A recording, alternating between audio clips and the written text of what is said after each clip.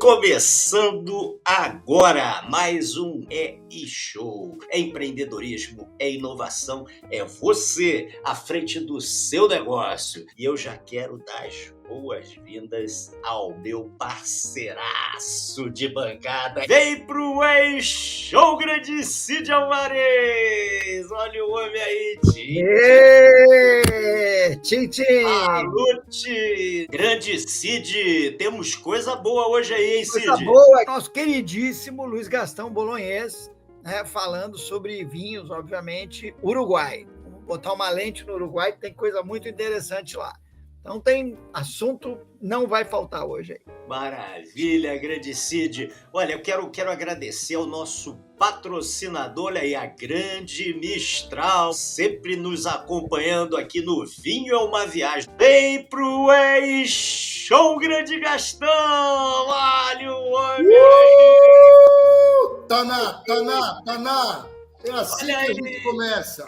Ele veio vestido de Taná, Cid. Vestido de Taná. E quem sabe faz ao vivo. Olha aqui, ó, pessoal, tô aqui fazendo uma conversa para postar no meu Instagram. Olha, 2 Tanás extraordinários que eu, quando tive, que nós vamos estar agora com o Flávio e com o Cid, eu não provei esses vinhos do Uruguai, porque eu foquei mais Maldonado. E aqui nós vamos tomar os vinhos de Canelones. Então hoje é dia de Canelones, Uruguai, aqui no E-Show e na casa do Gastão. Depois vocês conferem aí embaixo o que eu escrevi dessas maravilhas. Saúde! Que maravilha, Gastão! Titi, saúde! Gastão, vamos falar sobre o Uruguai, mostrando aí a parte geográfica, as principais regiões vinícolas, dá esse apanhado geral pra gente. Então, é assim, o Uruguai, puxa vida, hoje nós vamos ter que ter 5 minutos aí dos telespectadores de rebarba, porque é muita emoção. Eu morei 3 anos em Porto Alegre, inclusive tenho um filho gaúcho. E quando eu morei em Porto Alegre, eu passava minhas férias no Uruguai. Então o Uruguai tem uma parte da nossa história de uma maneira muito representativa. Esse mapinha eu achei na internet, eu achei bem legal, porque ele dá uma visão um pouquinho do que é o país, tá? Só queria destacar aqui do lado direito do mapa, né? Esse lago maravilhoso, que é a Lagoa dos Patos, que eu peguei e fiz essa viagem de carro, né? Porque nós tínhamos um bebezinho pequeno e a gente ia de carro. Porto Alegre até Punta é uma viagem de mais ou menos 10 horas, 11 horas e tal. E a gente, como tinha o bebê, a gente parava sempre no meio da estrada para curtir. E essa viagem é um espetáculo, tá? Para quem nunca foi para o Uruguai de carro, pegar essa tal dessa reserva do Taim é uma das coisas mais lindas do mundo, tá? Porque ela tem uma reta, repito, uma reta de 200 quilômetros. 200 quilômetros de natureza totalmente preservados, água dos dois lados e você com o carro tocando. É um negócio espetacular. Então eu gostei de destacar esse mapa aqui. Falando de regiões vitivinícolas, é isso mesmo. Nós temos em cima, né, perto de Rivera, que é uma das fronteiras importantes, a outra é o Chuí, que é na pontinha do lado de cá, do lado leste, e do lado no meio já tem Rivera, que é uma região importante de vinho, inclusive com a fronteira da campanha brasileira. Eu provo os vinhos de lá, mas poucos. Quando a gente desce, né, para o sul, nós temos realmente 2 regiões que se destacam de maneira ampla no Uruguai, que é a região de Canelones, que eu acabei de falar, que é onde estão situadas a maioria das bodegas, e agora nessa região litorânea, que é a região de Maldonado, não só pelo turismo, não é que as uvas estão se dando muito bem lá, já produzem vinhos há muitos anos, mas nesses últimos anos veio o grande hype da região.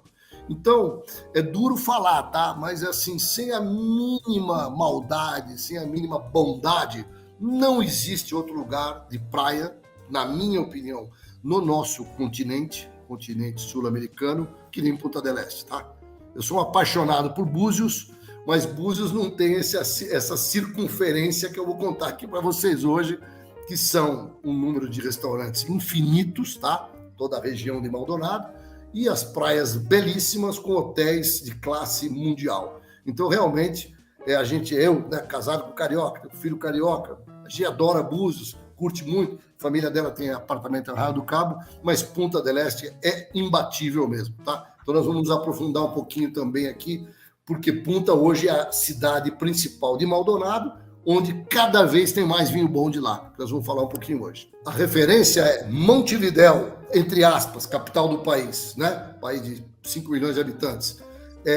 Onde é a capital, é a região de Canelones, são os vinhos que nós estamos degustando hoje, que é de um produtor histórico de lá, talvez, seguramente top 3 de todo o país, e que não está ainda presente fortemente na costa.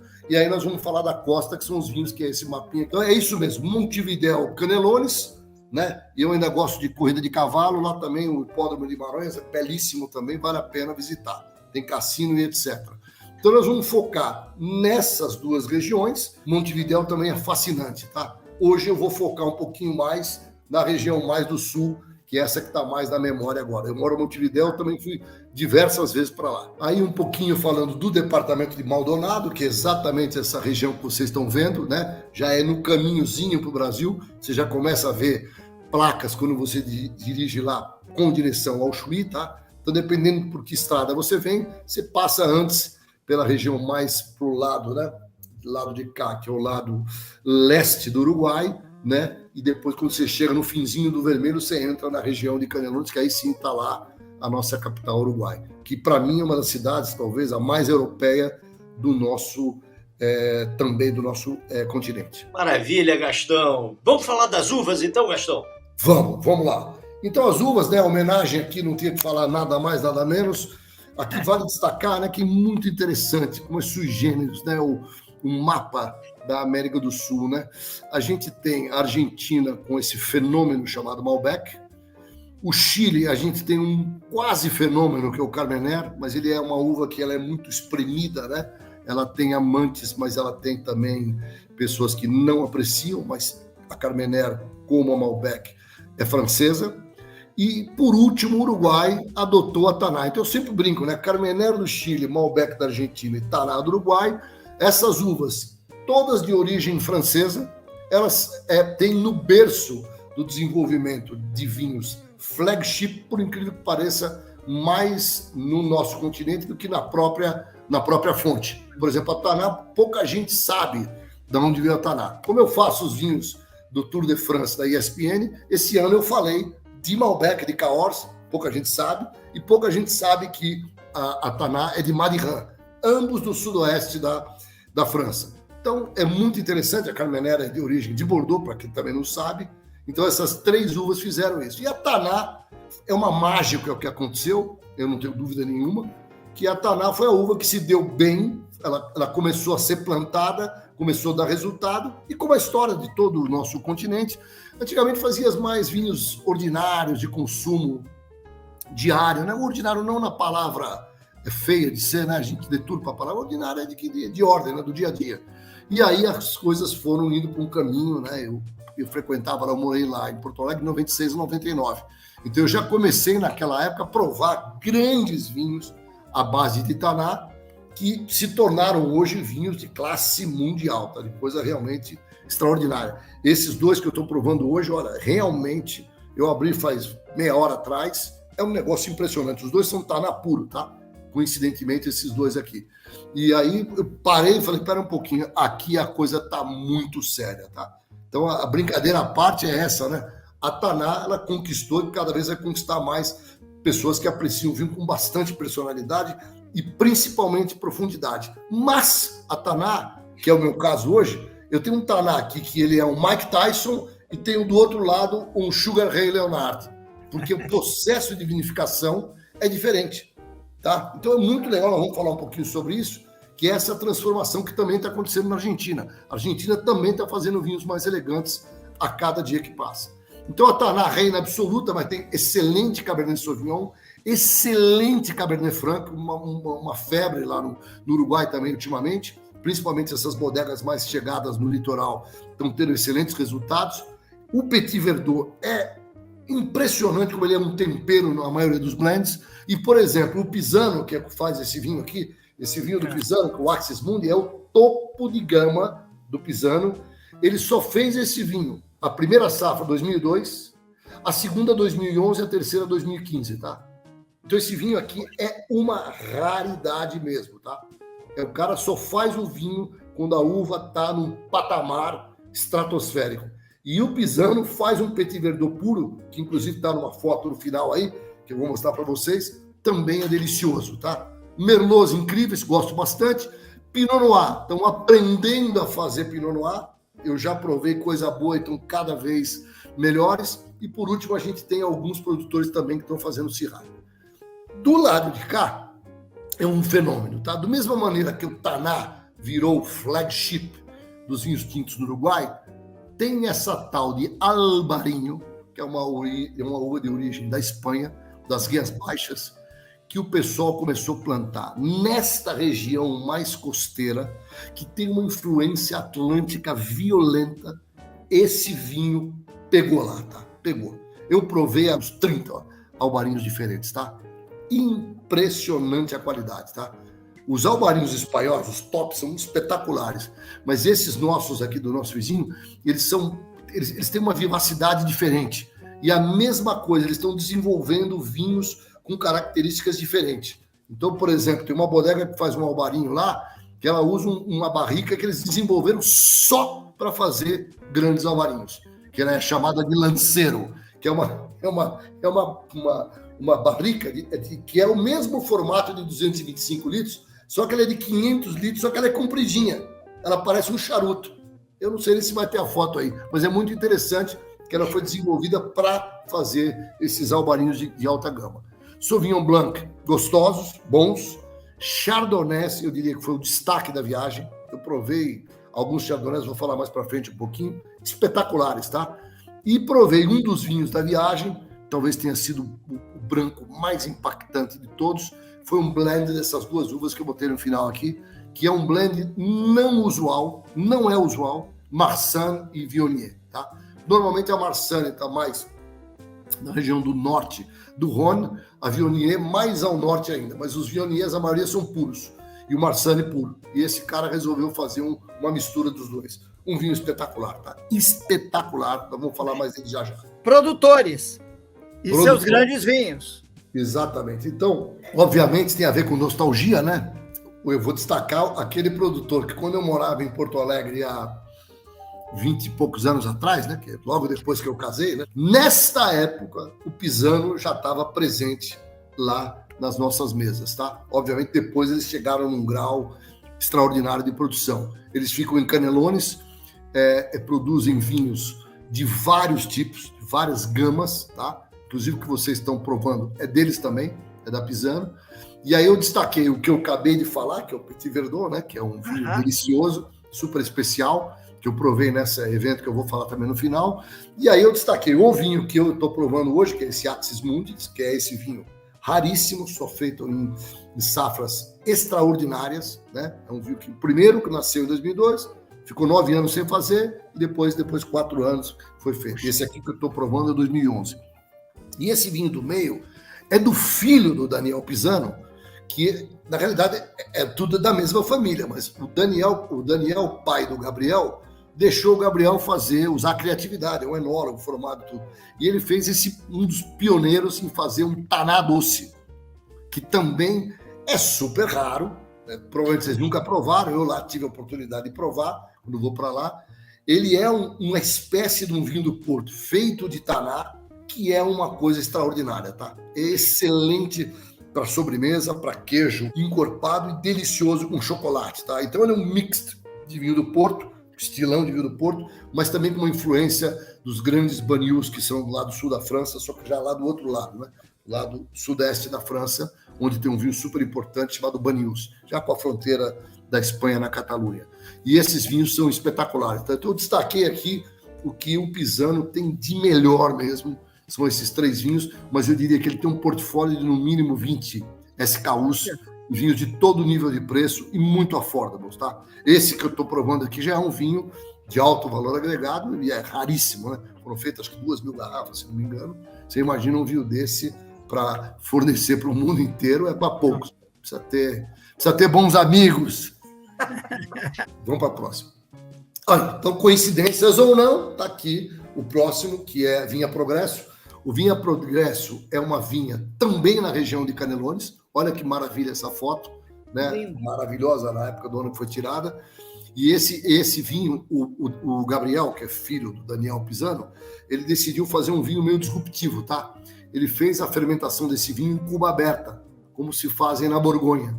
Então esse vinho ele tem uma característica de oxidação diferente do outro, do que eu estou provando aqui. E é interessante você ver, de novo, uma mesma uva da mesma região, né?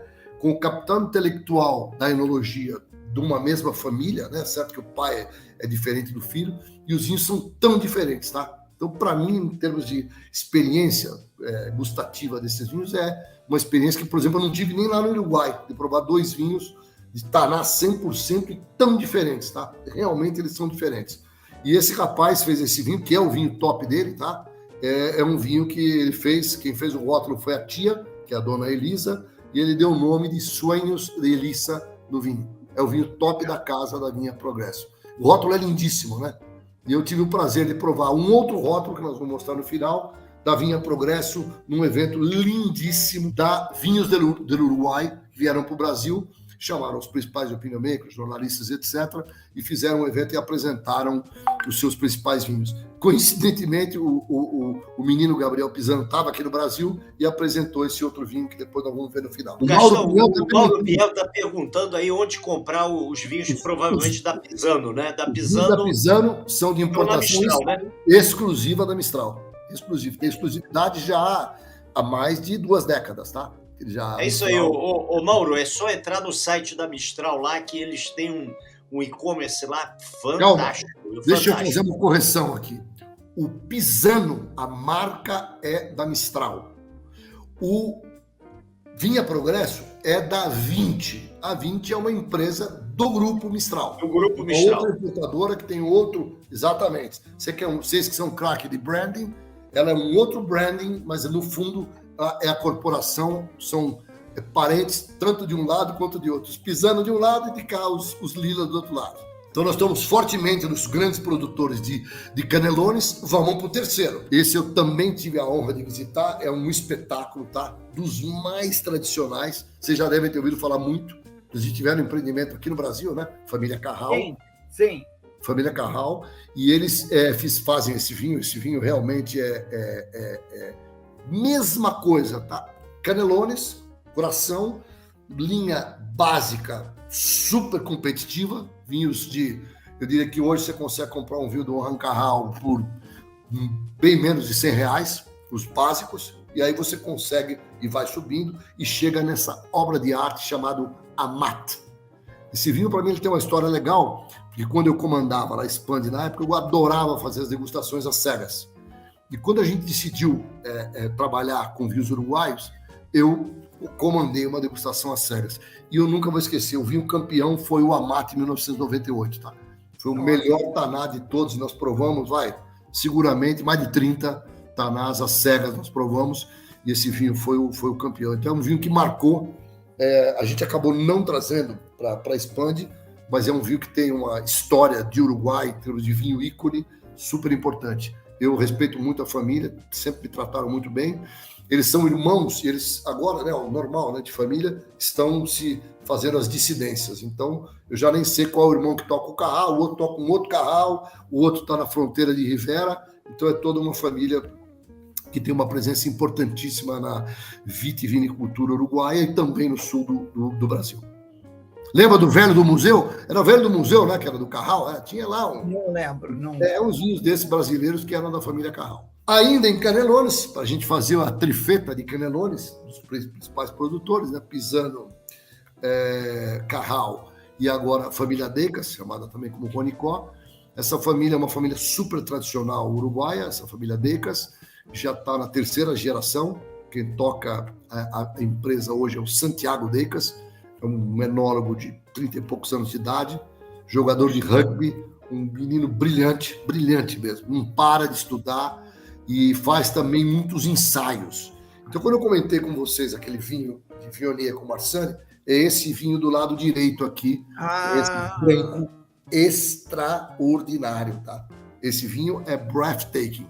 Aí, essa é a boa notícia. Aí eu quis comprar para trazer. Sabe quantas garrafas eles fizeram do vinho? 300 e poucas. Opa! Nem quem tem bala na agulha consegue achar esse vinho, tá? É um vinho para você provar, para mostrar o quanto esses caras trabalham, tá? Terroir específico, chama Guarujá, um pouquinho mais pro norte dali de Punta, uma verdadeira delícia o vinho, tá? E esses vinhos que eu tenho história para contar, eu adoro branco, vocês sabem, né? E esse vinho eu provei lá não vou falar um pouquinho de onde eu provei. E o que acontece? Eu peguei e levei. Quer levar um vinho para casa? Eu falei, claro. Adivinha qual que eu levei? O branco. No dia seguinte, esse vinho, ele estava ainda mais espetacular do que no jantar que eu fiz. Uau! Para vocês. Pra vocês terem uma ideia do que é um vinho de autor, né? Um vinho de assinatura. E aí ele tem duas maravilhas, que um é o prelúdio, tem prelúdio tinto e prelúdio branco. O prelúdio, como o vinho que nós vamos falar depois, também não é Taná puro, é um blend com várias uvas. E ele tem esse top de linha hoje em dia, que é o nome do avô, que chama Máximo Decas. Esse é o vinho mais caro de todos, junto com o Balasto, que nós vamos falar, Axis Mundi e o Máximo Decas são os vinhos mais caros do Uruguai, os vinhos de boutique mesmo, que realmente são vinhos que custam over 150, 200 dólares uma garrafa. Essa é uma família que esse eu infelizmente não fui, mas provei bastante. É uma família importantíssima lá no Uruguai. Eles começaram também lá no centro de Canelone, já estão migrando, já tem bastante vinhedo já também na região de Maldonado e produzem vinhos muito legais. O top de vinho deles chama-se Montevidéu. Montevidéu, que é o nome desse vinho. Então é um vinho também Taná, espetacular, tá? Tem muita força. E eles foram os pioneiros dos albarinhos, tá?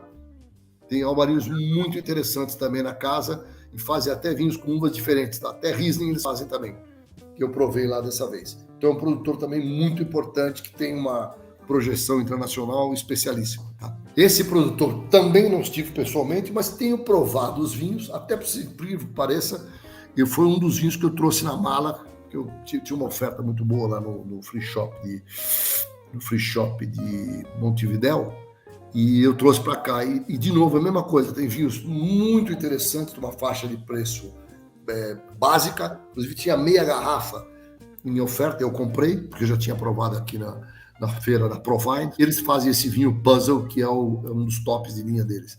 É um vinho também delicioso, também provei na feira, e eu falei, não faço questão de destacar, eu tenho quilômetros rodados de Pisano, eu já provei 200.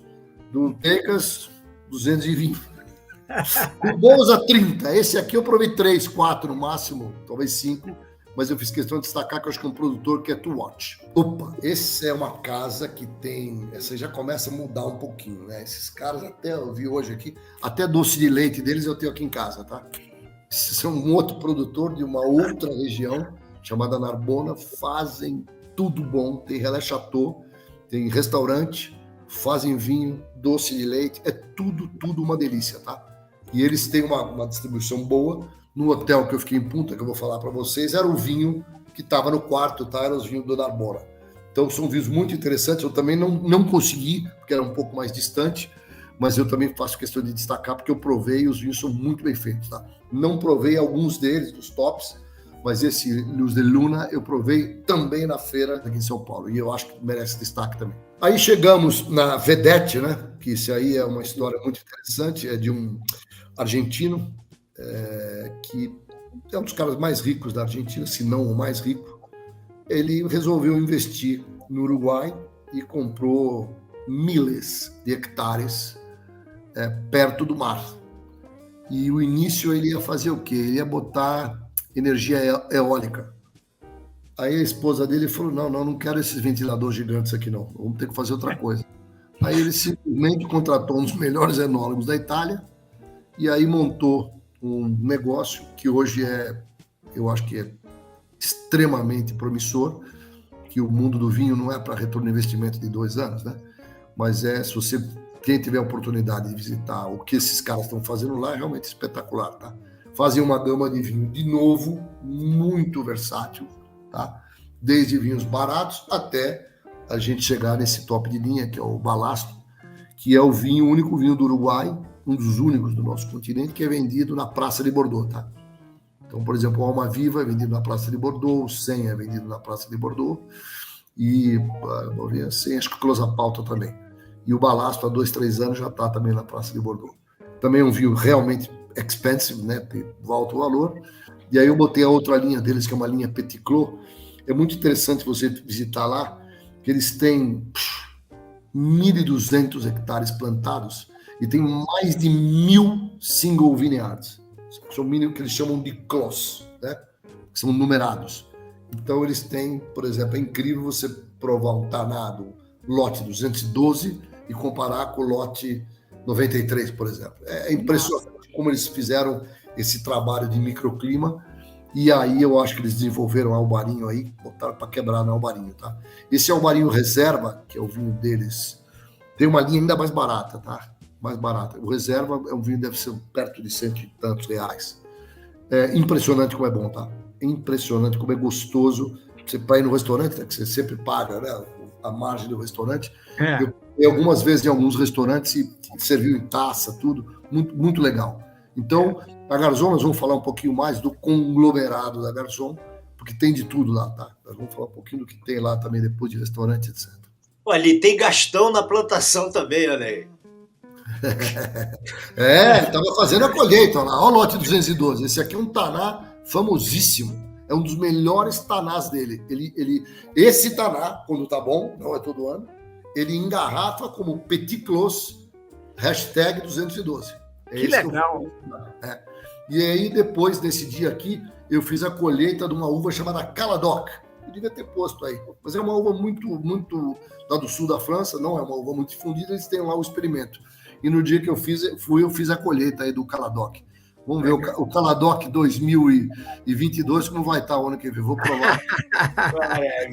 Maravilha, Gastão. Eu dou sorte, hein? Eu já fiz colheita que teve 98 pontos. Esse aqui é uma foto que eu tirei da festa da colheita, e na festa da colheita é uma cidadezinha que ela é mais ou menos uns 40 minutos de José Inácio, tá? Para interior. Chama Pueblo Garçon.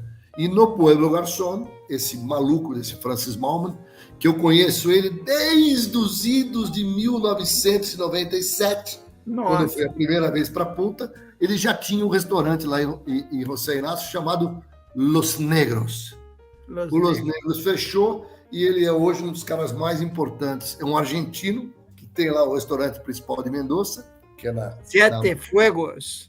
Exatamente. E aí depois ele migrou para o Uruguai. Lá no Uruguai ele tem restaurante que vocês não têm ideia. Ele tem no Pueblo Garçon, tem o Chiringuito, que é na praia, e ele é o chefe do restaurante da própria Bodega Garçon, tá?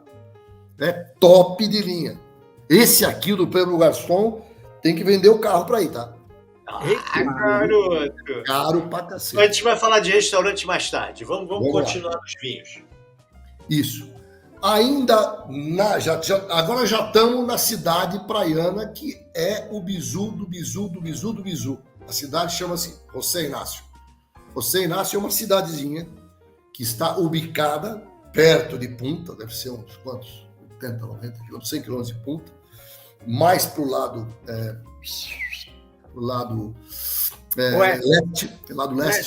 leste. E já é uma cidade praiana muito antiga que nos últimos anos, com os empreendimentos, etc., com as praias, aquilo virou uma coisa de louco, tá? As casas dos grandes milionários ainda estão lá fortemente em Punta, mas estão migrando para condomínios muito importantes em José Inácio.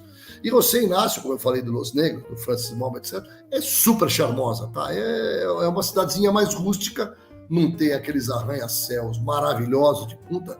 Punta, hoje em dia, para quem não foi a Punta recentemente, você se sente em Miami, tá? Bem parecido com Miami, tá? Tem prédio da Porsche, da Fendi, não sei se você não tem ideia o que é lá. Coisa de maluco, tá? De milhões de dólares cada apartamento daquele. E José Inácio mantém ainda essa raiz. E lá nesta região, que é do lado do Garçon, da região de Garçon, é onde tem despontado as vinícolas. Essa vinícola, ela fica da praia, deve ficar mais ou menos uns 10 quilômetros da praia, dentro da cidade de José Inácio, e faz vinhos espetaculares, tá? Essa daí já faz Pinot Noir já mais interessante, os albarinhos ótimos e Chardonnay também muito bom, tá? É uma vinícola super nova, que é uma bodega oceânica, José Inácio, que está indo super bem. E ela tem uma vantagem que ela é pertíssimo do lugar mais lindo que existe no Uruguai hoje, que eu vou falar já já. Já estou dando spoiler. Aí, essa aqui, meus amigos, ó. Esse cara, eu fui numa degustação aqui na ABS, me convidaram dos vinhos da América do Sul, tal, puxa, estavam lá representados os enólogos. Quem senta na minha frente? Um ser humano. Daqui a pouco, Bodega Cerro del Toro, presente. Aí o cara estava na minha frente, foi lá e falou, eu sou enólogo. Ah, beleza, então, falou, enólogo. Na hora que ele voltou, eu falei, amigo, eu estou indo semana que vem para o Uruguai, eu vou te visitar. Resultado, capital japonês, acredite se quiser. Uau. É o vinhedo que eu fui aqui no nosso continente, mais perto do mar de todos. Lá no fundo, eu mandei uma porrada de foto para vocês, lá no fundo, ali atrás, eu vi um vinhedo que era 1,5 km do mar, tá? Um negócio espetacular. E aí você fica com aquilo na cabeça. Esse vinho que está aqui chama Fóssiles, que é o Chardonnay Fóssil. É inacreditavelmente espetacular o vinho, tá? Tenho aqui na minha casa, trouxe umas garrafinhas na mala, porque ele é espetacular. Eu destaquei nessa vinícola, provei Pinot Noir, provei Carnaval, provei tudo. Mas os que eu mais gostei foram os brancos, por causa dessa influência marítima, tá? Mar frio, vento, e aquilo deixa aquelas uvas ali refrescadíssimas e tem aquela acidez incrível. E ele chama fóssil porque é isso, né? Ele tem realmente cascalho do mar, até você não querer mais, tá? Esse é o enólogo que eu conheci, a figura carimbada. Eles têm uma infraestrutura pequeniníssima, ou seja, eles estão embrionários. Os japoneses resolveram botar dinheiro e eu boto uma fé nesse tipo de uva, de plantação de uva com influência marítima de maneira incrível, tá? Então nós vamos ter brancos dessa região, tintos também. Acho que aí é a questão até um pouco mais de tempo, de dar mais tempo para as uvas que elas foram plantadas 3, 4 anos atrás, né? Mas esse produtor promete, tá? Não tem importador no Brasil, parece que estava decidindo a ter um importador agora. E tanto eu quanto a minha esposa ficamos muito impressionados com a qualidade dos vinhos, tá? É um exemplo, fica na região de uma cidade chamada Piriápolis, que é um pouquinho mais para cá, tá? Ela não está perto de José Inácio, ela está mais ou menos 1 hora de José Inácio, e nós fomos fazer essa visita, foi muito bonito. Não pode faltar aqui dicas do Gastão, olha aí. É o Value for Money, manda lá. Super escolhidos, né? Tem o vinho de vocês aí, que você pode mostrar o rótulo. Aí tem uma gavinha Progresso. Exatamente ele. Olha lá que beleza. Olha lá, pisando. Aí o do lado direito dele é um da Vinha Progresso, também entra o Lever. Aí depois tem o Atlântico Sur. E aí eu botei 2 do garçom, um Tanat e botei o Albarinho, que é o Albarinho de entrada deles, que também é bem gostoso. Então todos esses vinhos aqui custam surrounding 100 and something reais. Deixa eu te perguntar, Gastão, tem locais, por exemplo, Borgonha, que são difíceis de você agendar a visita na vinícola, não por os caras serem antipáticos, mas porque não tem infraestrutura, enfim, não é isso. Não nessas necessariamente, mas de uma certa forma, no Uruguai, você tem a facilidade de visitar vinícolas, por exemplo, como na Argentina, que é muito, como em Mendoza, que é razoavelmente fácil você chegar lá e visitar. No Uruguai você consegue ou é difícil, tem que agendar e tal, pistolão e tal? Boa pergunta, maravilhosa, inclusive, né? Porque eu sempre brinco, eu já falei aqui no nosso programa que eu nunca visitei nenhum lugar do mundo igual à Austrália, né? A Austrália é 364 dias por ano open doors nas vinícolas, tá? O negócio é assustador, tá? Em certos países, você falou tudo, a Borgonha hoje em dia, eu conheço muito bem a Borgonha. Esquece, você não consegue mais visitar a Borgonha, lugar nenhum que não tenha um interesse comercial por trás. Esquece. É verdade, esquece. Verdade. Então aí, desculpa falar, tá, Cid? Tem que usar o pistolão. Eu fui lá com o pistolão, eu tenho amigos lá, e cada dia que passa tá mais difícil, tá? Tô indo para Toscana agora, eu tô sendo recebido pelo dono das vinícolas. Eles recebem, mas está mais difícil. Por quê, Cid? O volume de demanda que aconteceu nos últimos anos é brutal. Quando eu fui a primeira vez em Bordeaux, em 1999, eu marquei todos os Premier Grand Cru Classé. Eu não trabalhava na Expand, não era jornalista, não era porra nenhuma, desculpa o termo. Eu visitei todos.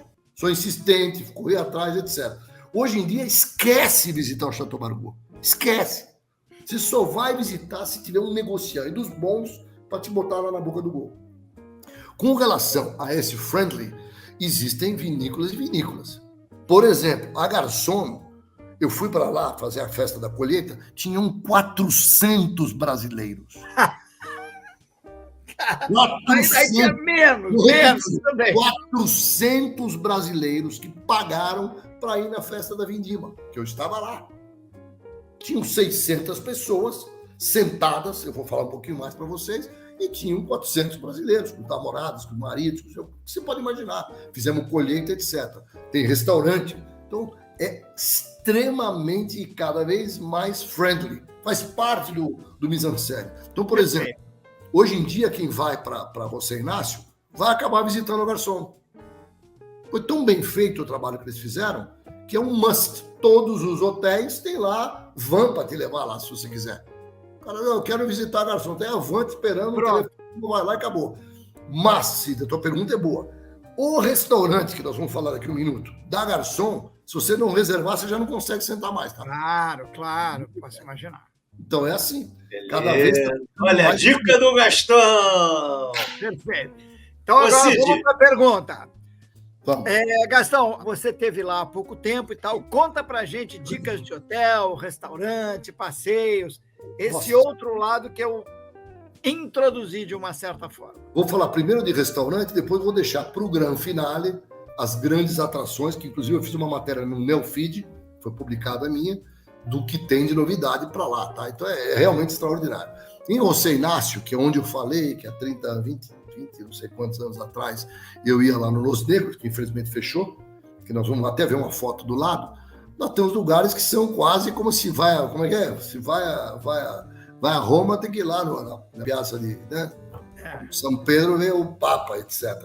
Esse La Uegia, que eles chamam, é um lugar que, assim, eu fui lá, da outra vez eu fui 2 vezes, dessa vez fui 2 vezes de novo, tem a melhor carne, tem o melhor peixe, eles assam o peixe na tua frente, você come esse marisco branco, aliás, essa foto é minha, uma maravilha, e é espetacular. E o detalhe é pé na areia, tá?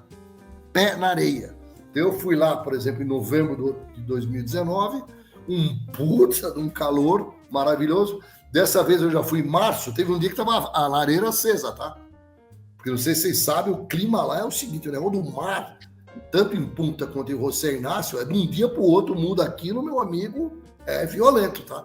Você passa de 30 graus e vai para 10, tá? Então tinha a lareira ligada. É um lugar assim, não, sem brincadeira. Eu não conheço ninguém que pode ir para José Inácio que não foi no La Uegia, tá? É como se fosse uma religião. Sempre cheio. Tem que reservar e reservando você espera, tá? Eu reservei, sou todo estruturadinho, bonitinho, cheguei lá, fiquei esperando no mínimo uns 40 minutos, com reserva. É espetacular, tá? Maravilhoso. E eu que gosto muito de cozinhar, eu entrei lá dentro, vi a churrasqueira do cara, vi o peixe, vocês não têm ideia o que é aquilo, tá? Maravilhoso.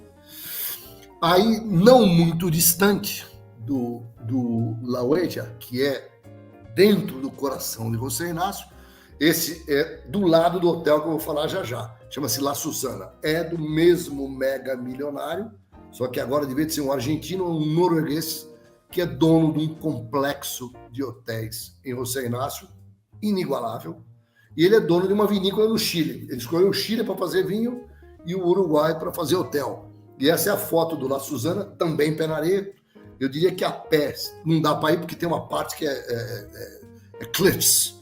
Mas você dá para ir de bicicleta, é mais ou menos 1 quilômetro e pouquinho do La Susana até chegar no La Uegia, por exemplo. É uma cidadinha pequenininha, super charmosa. E esse restaurante é um espetáculo também. Eu destacaria o La Uegia mais os peixes, e aqui eu destacaria mais as carnes. Mas os dois têm tudo. A carne de lá também é boa e o peixe daqui também é bom. Mas o peixe lá é imbatível, tá? O La Uegia é imbatível.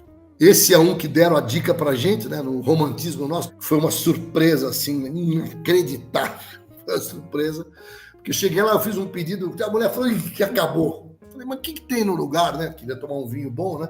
Inclusive é um José Inácio, tá vendo? Bodegas Oceânica, José Inácio Taná. E aí ela falou, não, come o cordeiro. Meu amigo Charlie e meu amigo Brown. Meu amigo. Que cordeiro! É um acaso da vida, cara. Sabe, eu não queria comer o cordeiro, mas foi um dos melhores cordeiros que eu comi na minha vida.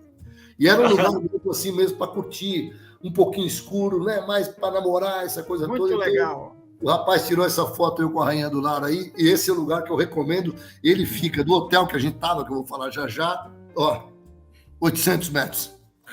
Nossa, que Que beleza. beleza, que maravilha, Gastão! Muito charmoso. Esse dia estava mais friozinho também, estava uma delícia. Aí chegamos na Bodega Garçom, certo? Aqui não tem problema, porque a foto de cima, a do céu azul, é no Pueblo Garçom. Só que o chefe do Pueblo Garçom é o mesmo chefe das outras duas fotos, que é a foto do assador, do Francis Mallmann, e essa foto do meu balasto decantado no dia que eu fui almoçar na Bodega Garçom, que é beleza, hein? a experiência enogastronômica. Prestem atenção. Da Bodega Garçom é imbatível, tá? Enogastronômica. Você tem vinho, uma carta de vinho espetacular, e a comida é de classe mundial. Uau, tá? uau, Esse uau. que para reservar mesmo não é para amador. Não é para amador. É porque você tem que ir lá, é uma extravagância, é um restaurante. Vista maravilhosa, serviço impecável e a comida é sublime. Esse negócio de estrela do Michelin, se tem estrela do Michelin, sem dizer aqueles pesos que eles põem, esse aqui é 2 estrelas do Michelin, fácil, tá? Fácil. Ei, Gastão! Coisa boa! Maravilhoso. Comi que nem já é a terceira vez que eu vou, tá? Coisa boa, coisa boa. Olha o Estância Água Verde que eu dei lá o spoiler. Esse é uma história incrível, cara. Esse cara é um cara... Esse é o norueguês. Não, esse é outra coisa. Esse é um uruguaio maluco, festeiro. Faz festa. E é um homem que tem visão, certo? Ele comprou um terreninho, que esse terreninho é do outro lado da rua do Fazano, tá? Ah. E aí, como eu terreno, fazia festa, tal, ia no não sei o quê, aí era um lugar que ele fazia casamento. E agora ele fez um hotel dentro dessa Estância Água Verde e também é um maluco pela culinária. E esse aí é mais intimista ainda, tá? O outro você precisa reservar e tem muita gente. Esse não. Esse vai lá, você tem que ficar no hotel, ficar hospedado, tem meia dúzia de quartos, e você encomenda o seu jantar. E vai lá e tem um chefe para você. No dia que eu fui, que eu sou mais ou menos, estava fechado, mas ele fez um jantar para mim e para a Bia só, tá? Ei, esse é o Gastão! Foi um negócio, cara, espetacular, tá? E aí, o que acontece? Tudo na vida são as parcerias, né? Ele fez uma parceria com o pessoal da família Decas.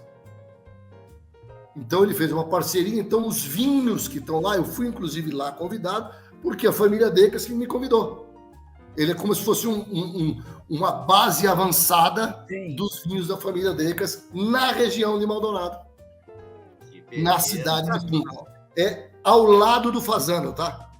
E eu fui, infelizmente, eu fui jantar, então eu não tive essa experiência que vocês estão vendo nessa foto, que não foi o que eu tirei é dos vinhos. Que eu fiquei uma noite lá. E no dia seguinte eu estava no Fazano, entendeu? Então eu não sei exatamente como é que é, mas o lugar é um desbunde, tá totalmente maluco. Cada quarto é um quarto que era da família dele, ele foi refazendo, quarto de 1920, aí ele depois fez uma parte nova, como se fosse um quebra-cabeça. Sim. E é muito disruptivo, tá todo doido. E o cara é uma figura, e tive um jantar maravilhoso, até tinha várias fotos dos pratos aqui, mas eu destaquei aqui foto dos vinhos, que tem aquele branco que eu... Quer levar um vinho para casa? Eu queria levar todos, certo? Mas a minha Bia olha feio para mim, eu falei, não, só esse branquinho aqui. Então eu só levei o branquinho, o resto eu deixei lá, chorei 3 dias seguidos. E no dia seguinte o branco estava melhor. O branco estava melhor do que no dia. Um negócio maravilhoso. Incrível. Fazano Punta, segunda vez que eu fui, um negócio lindíssimo, espetacular, tá? Mistifica um pouco, né? Não é caríssimo. Não é caríssimo. Eu, inclusive, liguei antes, né? Eu sou amigo do Manuel Beato, agora do ano. Você conhece o Dânio Braga, né? Eu fui lá, os caras deixaram levar os vinhos, né? Porque eu tinha um monte de vinho que eu tinha que degustar. E eu fiquei no bar da piscina, os caras serviram todo o menu do que você tiver, depois subi pro próprio hotel, que é lindíssimo, impecável. E ele é muito parecido, né? Porque ele é assim, tem o quarto, a nave principal, onde tem quartos, vários quartos, deve ser uns 20, alguma coisa, onde tem o restaurante, tem uma library, assim, uma livraria que é maravilhosa, uma vista incrível, e você depois tem os bangalôs, tá? O lugar é um desbunde, tá? É desbundante. E esse restaurante, o Las Pedras, que eu fui, tem o lá de cima, eu fui uma vez, o Las Pedras, e esse Las Pedras serve o pessoal da piscina. Então eu fiquei na piscina, cabe no máximo sentado 20 pessoas, tá? Lindíssimo. Eu bebi, essa é a foto nossa de costas para o restaurante, em cima é a foto do hotel da nave principal. Vale a pena a visita, tá? O que eu acho que ficou muito marcado, puxa, falei, vou ficar pobre. Não fiquei pobre, não. É affordable o valor de você ter um almoço legal, foi delicioso. Eu gosto muito de almoço, né? Porque você pode dar uma abusadinha a mais, né? E não corre tanto o risco de pegar carro à noite, essas coisas é horrível. Isso, aí é engraçado, né? Aí eu tava, né, espirocado, falei, eu quero conhecer todos os restaurantes aqui. E a época que eu fui, a época não é a melhor época. Por quê? Eles fecham, eles abrem em novembro e fecham no começo de março. Eu fui exatamente nessa fase. Então, por exemplo, tem um restaurante que eu não botei, porque eu não fui, quis ir e não tinha, estava fechado. Eles abriam só de quinta, sexta e sábado, se não me engano. Chama La Bourgogne, que eu fui há anos atrás. Espetacular, tá muito bom. Mas aí eu comecei a perguntar, esse Lodeteri é um vinho que fica pertinho da marina deles, perto onde ancoram os barcos, exatamente na Punta del Este, e é de comida mesmo mais para uruguaio. Não é um lugar muito de turista, tá? Apesar de ter turista. E eu fui lá, eu e a Bia também curti, foi uma delícia, tá? Assim, comida séria, é bem do outro lado da rua, né? E logo depois já é o mar. Um lugar muito agradável, eu fiquei muito bem impressionado também, e é uma belíssima dica para quem quer ter uma refeição sem muito glamour, mas com muita qualidade. Esse é um espetáculo. Esse aqui, então, mesma coisa, reserva, mas não sei o que lá, e 1 hora esperando. É um negócio inacreditável. Eu já estava não na mais alta temporada, chama Parador Imangaratu, e é assim, comida mesmo, muito parecido com o Lauedia, que é raiz. Esse é um peixe maravilhoso, uma carne maravilhosa, mas aonde? No Parador, em Punta del Este. Parador que é um quiosque gigante dentro da praia, tá? Extraordinário, comida, gente bonita para todo lado, é isso que vocês estão vendo aqui, essas mesinhas. Não consegui sentar nessa, sentei nas de cá para cá, e ali você já pé na areia. Então você pode ir lá, por exemplo, almoçar, foi o que eu fiz. Vou almoçar, terminei o almoço, fui para a praia. Fui lá para a praia, caminhar, vi tudo. A gente tinha trazido as cadeirinhas, né? Botamos uma cadeira e ficamos vendo o pôr do sol. Eu e a dona Bia depois do almoço no Mangaratu. Espetacular, cara. Espetacular. Praia Mansa. Esse, mesma coisa. Então, se a gente aponta para o lado esquerdo, que é onde está o Lodeteri, esse é mais perto dos prédios do Porsche, lá que eu brinquei com vocês. Mais ou menos, não dá 800 metros, tá? Do Mangaratu para esse. Esse é uma nova cadeia de restaurante que foi lançada recentemente, que tem várias casas, e esses caras ganharam uma concorrência, como qualquer lugar, né? De um parador. Só que esse já é um negócio mais balada, tá? Esse aí eu fui lá. Eu adorei, né? A gente bonita, mas o barulho, por exemplo, até para fazer o tiozinho aqui degustar, me atrapalhou um pouco o barulho. Mas eu comi muito bem, bebi bem, mas o barulho estava alto pra cacete. Para quem quer um pouco mais de agito, esse lugar aí é um espetáculo, tá? Aí agora vamos para a especialidade da tal da José Ignácio. Né? Como é que é? Quem tem boca vai a Roma e quem tem conta corrente tem que ir. Eu fui para lá, 2019, e falei, putz, vou ter que trazer a Rainha do Lar aqui, tá? Esse grupo de hotéis são 3 hotéis deste bilionário norueguês. Que tem onde vinha o Vic no Chile, lá no Vale de Cachapá. O Vic. O Vic é dele. Aquele que eu tirei a foto é o segundo do Vic, que é o La Più Belle. E ainda tem o Milacala. Exatamente. E esse cara decidiu que no Uruguai ele não quer fazer vinho, mas ele tem os melhores hotéis. Em José Ignácio, ele tem esse que eu fiquei hospedado, chama Vic Bahia, que é exatamente na ponta de José Ignácio. Depois ele tem o Vic Playa, que quando eu fui já estava fechado, que é um pouquinho, 400 metros a pé.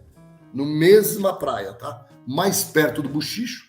E tem esse da foto do lado de cima, que é as duas fotos do lado direito do nosso vídeo, que é a Estância Vic. A Estância Vic fica 10 quilômetros da praia, 12 talvez, um negócio de milhares de hectares, que o cara construiu uma casa, que inclusive a casa dele fica dentro da propriedade a 15 quilômetros do hotel, tá? Vocês entenderam o que eu falei, né? É lógico. Dentro da propriedade, a 15 quilômetros do hotel. Eu vi isso uma vez na minha vida, quando eu fui visitar uma fazenda de açúcar aqui, de um amigo meu, que nós fomos lá, falou, nós vamos visitar a usina hoje. Aí a gente saiu de carro da casa dele, tinha uma placa, usina, 18 quilômetros. Olha o quarto do Gastão aí, ó. Esse é o meu quarto, olha o meu quarto. Olha o meu quarto. Meu Deus, que beleza. Esses quartos, cada um tem um nome de uma pessoa, uma personalidade importante do Uruguai, e os quartos, todos eles são esses bangalôs, tá? Tem também na nave principal, mas os bangalôs, que são os grandes negócios, eles são, alguns deles conjugados, e você fica, sinceramente, em termos de visual, de astral, de clean, né? É um lugar clean. Então eu passei aí, nós passamos 5 dias, eu acho que eu marquei uns 2 gols de bicicleta com a Rainha do Lar aqui. Ela realmente ficou feliz. Esse é um hotel diferente do outro, o outro realmente precisa ter um bom financiamento. Esse é um hotel de punta boutique, super honesto, pequeno, né? Nada especial, mas muito gostoso, né? Um tipo de um hotel boutique e muito bem localizado, tá? Ele fica assim, tipo, na ponta das duas praias. Se você quiser para a Praia Brava, vai 800 metros, quiser para a Praia Mansa, os outros 800, que ele é bem na curva. O La Borgonha, que é aquele restaurante que eu falei, é walking distance, tá? 150 metros desse hotel. Belíssima dica. Eu fui, realmente gostei e quero voltar. Super clean, café da manhã super simples. Tem até um restaurantinho à noite. As coisas funcionaram muito bem pra gente, tá? E Punta, como eu falei pra vocês, né? Era todo dia almoço, jantar, balada, não sei o que. A gente realmente curtiu o clima de uma cidade praiana das melhores. Falar em curtir o clima, vamos falar dos passeios. Agora vem a melhor parte. Então, visita a vinícola, pergunta genial do Cid. Cid, olha, marcando tudo você consegue, não marcando também dá. Tá? Tem aí, vão ter talvez algumas que se ligar de véspera, talvez você não consiga ir, mas fácil. Tá? E aí vem talvez o grande destaque dessa vez, que foi inaugurado essa Fundación Pablo Achugarri. Tem umas fotos logo em seguida aí, Gastão. É para chorar. Esse talvez tenha sido o momento máximo da viagem, porque é um parque, é um mini Inhotim, mas quase que exclusivo de um grandíssimo escultor uruguaio, que talvez seja um dos caras mais importantes hoje do Uruguai. Ele faz essas esculturas em mármore, tá? Aí tem, dessas obras, tem milhares lá, tá? É um negócio espetacular. E aí, lembra que eu fui na colheita lá do Pueblo Garçom? Lembra? Eu fui na colheita, não fui? Foi. Sabe com quem eu estive? Que aí foi difícil segurar a emoção? É na foto que estava ali, esse senhor que está ao meu lado, com a minha esposa, é nada mais, nada menos do que Pablo Achugarri. É o cara. É o cara.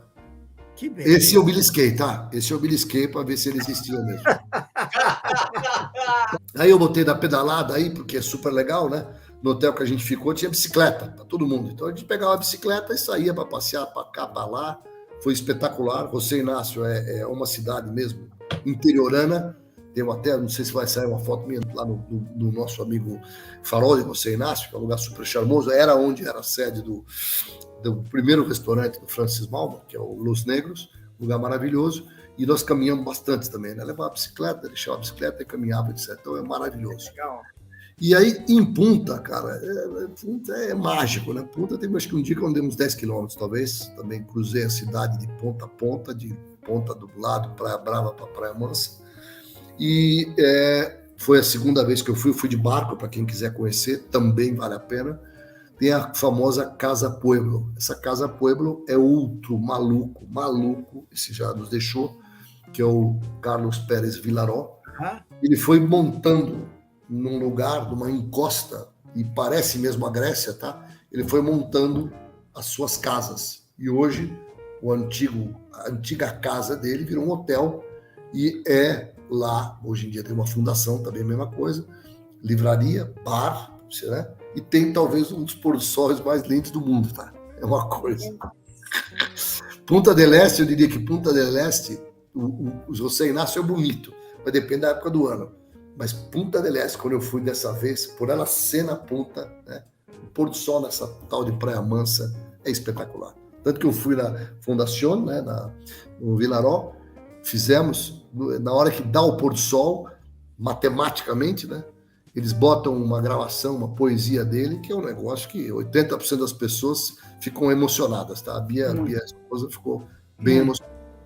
E aí, no dia seguinte, falou, vamos ver o pôr do sol de novo, mas não precisamos ir lá no Vilaró, ficamos na praia mesmo. Que é nesse Mangaratu que a gente foi lá e viu o pôr do sol com a cadeirinha do hotel. Porque o hotel, que a gente ficou lá, uau, para dar dica, você chega no hotel, pede a bicicleta ou você pede a cadeira de praia. Eles te dão a cadeira de praia, as toalhas, tudo. Você vai para a praia que você quer. Então é muito friendly, entendeu? Muito, muito, muito friendly. E que época que não está tão lotado, mas está bonito? Então, eu acho que a melhor época, se você pensar, você tem que ir antes de novembro, né? Começo de novembro, final de outubro, e depois, né, depois do carnaval, 15 de fevereiro, porque logo depois, em março, quando eu fui, já estava fechando. Já então, fecha tudo, Já fecha tudo. Mas eu tive sorte, né? Porque a maioria... Por exemplo, esse Lauê já não fecha nunca, tá? Esse não. Ele diminui o número de dias de semana. Você tem uma ideia, o La Suzana, essa sua pergunta é ótima. O La Suzana, sabe o que o cara me falou? Que na temporada tem 130 pessoas trabalhando. E quando eu fui lá tinha 30, 25. É um negócio de louco, tá? Muita gente, muito jovem, que faz, não sei se vocês sabem disso, né? Eles viajam o mundo. Eles passam o verão na Itália agora, Portugal, e aí depois vêm para cá e ficam em Punta lá 3 meses no verão para ganhar dinheiro e tal. Trabalham 3, 4, 5 meses por ano e o resto eles descansam. Olha aí. Esse é o Last But List. Essa foi a degustação, que eu dei o spoiler, né, no começo, que é a degustação que os vinhos de Uruguai, fizeram aqui em São Paulo. Eles me convidaram para ir, né? A assessoria de imprensa deles me convidou e eu fui. E aí, depois que nós decidimos eu fazer o programa, eu fui lá fazer o garimpo, né? E aí estavam os vinhos aí que a gente falou várias vezes. Que legal. Né? O Petit Verdot do meu amigo está aqui, ó, do Pisano está aqui. Pisano. Depois tem lá o Balasto, o Família Decas, o que chama-se Prelúdio. E tinha os 2 brancos, tá vendo? O branco do Cerro del Toro estava aqui também. E aí todos os outros grandes vinhos, tá? Todos os enólogos, eu acho que talvez um ou outro não teve, mas de cada um desses vinhos, eu diria 80% dos enólogos vieram pessoalmente apresentar o vinho pra gente. Então foi um espetáculo de evento. Maravilha, Gastão, olha aí, ó. E quem quiser acompanhar o Gastão, olha aí. Obrigado, Cid Alvarez, pela essa parceria. Obrigado, Gastão, sempre com toda essa energia, né? Gastão, você é show, Gastão! Tchim, tchim! Tchim, tchim! Ó!